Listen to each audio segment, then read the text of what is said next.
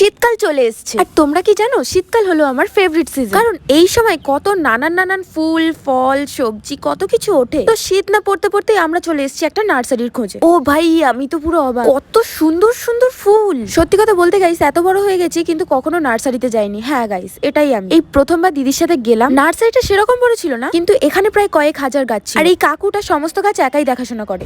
আর আমিও কয়েকটা গাছ কিনে নিয়ে চলে এলাম। অ্যাকচুয়ালি হঠাৎ করে আমার দিদির মাথায় গাছের ভূত নাড়া দিয়ে দিয়েছিল, যার জন্য এই গাছ বসানোর প্রস্তুতি চলছে। কিন্তু সেটা বড় কথা নয়, বড় কথা হলো গাছের সম্বন্ধে গও জানে না, কিন্তু এককারি গাছ কিনে এনে বসে আছে। তাই এখানে আমার মাই কাজটা করে দিচ্ছে। এটা গাইস টব না, কারণ টবটা খুব ছোট হয় আর এগুলো একটু খোলামেলা জায়গাতে বসাতে চেয়েছিলাম, তাই জন্য এটা ইউজ করছি। এই মাটির পাত্রটাকে কি বলা হয় তোমরা জানলে কমেন্টে জানাও। বাই দ্য ওয়ে, এখানে কাকাও একটু হেল্প করে দিচ্ছিল। তো গাছ বসানোর এই প্রসেসটা পুরো আমি জানতাম না, তাই জন্য আমি বসানোর রিস্কটা একেবারেই নিই। ওকে চলো, এখন শিখে গেছি। আই হোপ আমি নেক্সট টাইম করতে পারবো। চলো গাছ বসানো ডান। আর হনুমানের উৎপাতের জন্য মশারি দেওয়া হয়। আজকের জন্য টাটা।